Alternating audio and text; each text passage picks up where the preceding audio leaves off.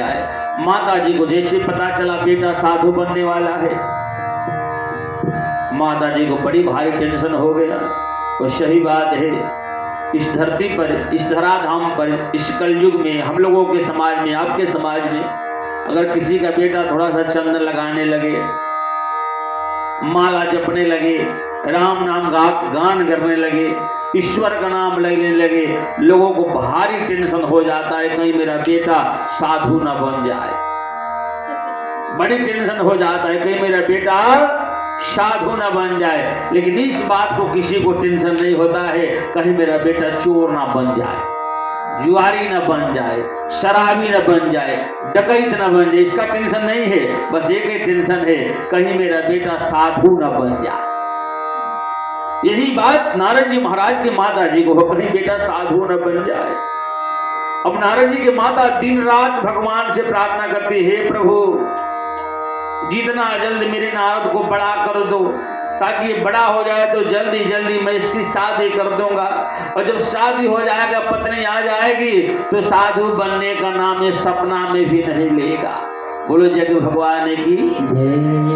देखो गृहस्थ आश्रम में तो जल्दी वैराग्य होता नहीं। अगर किसी के मन में वैराग्य जग जाए तो परिवार के लोग कहते कहाँ जा रहे हो साधु बनने के लिए, तीन को बेटवा का होगा, बेटिया का शादी कौन करेगा। पत्नी कहेगी हम कहाँ जाएंगे छोड़कर आप जा रहे हो। यानी परिवार के लोग पैर धर के पकड़े रहेंगे, भाग नहीं सकते हो। नारद जी की माता जी कहती है प्रभु जल्दी मेरा नारद बेटा बड़ा हो जाए ताकि इसकी शादी कर दो। शादी होने के बाद मेरे घर में रुनझुन करती हुई एक बहू आ जाए, सारी समस्या का निराकरण हो जाएगा। नारद जी ने कहा कि व्यास जी मेरी माता ऐसा सोच रही थी, लेकिन मैं अपने माता से ठीक विपरीत सोच रहा था।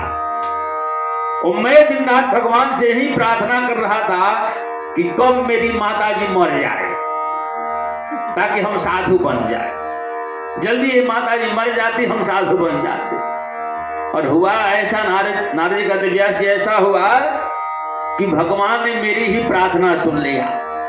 एक दिन मेरी माँ जंगल में गई थी लकड़ियां लाने के लिए, मैं पुष्प तोड़ने के लिए गया था। मेरी माँ को दिखाई नहीं दे रहा था बढ़िया से।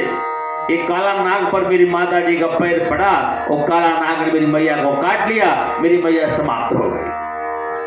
गांव वाले ने सूचना दिया नारद मातु गृहीत्वान व्रणितम दुखित्वरः, आपकी माता जी की मृत्यु हो गई सांप काटने से। अब नारद जी ने कहा कि मैं उसी जंगल में ताली पीट कर जोर जोर से हंसने लगा, बहुत अच्छा हुआ मेरी माँ चली गई। अब मुझे साधु बनने से कोई रोक नहीं सकता है। लेकिन नारद जी ने कहा कि गांव वाले जो थे, अगर वो देखते कि माता जी के मृत्यु के समय भी रो रहा है तो लोग कहते कि नारद लगता है पागल हो गया है, इसका माइंड खराब हो गया है, दिमाग डिस्टर्ब हो गया है। और लोग जान जाता,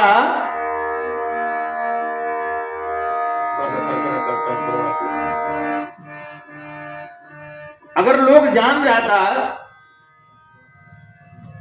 कि नारद जी महाराज माता जी के मृत्यु के समय भी नहीं रो रहे हैं, तो गांव वाले बड़ी बुरा वाला कहते हैं व्यास जी, इसलिए मैं आंख में पानी डालकर गया।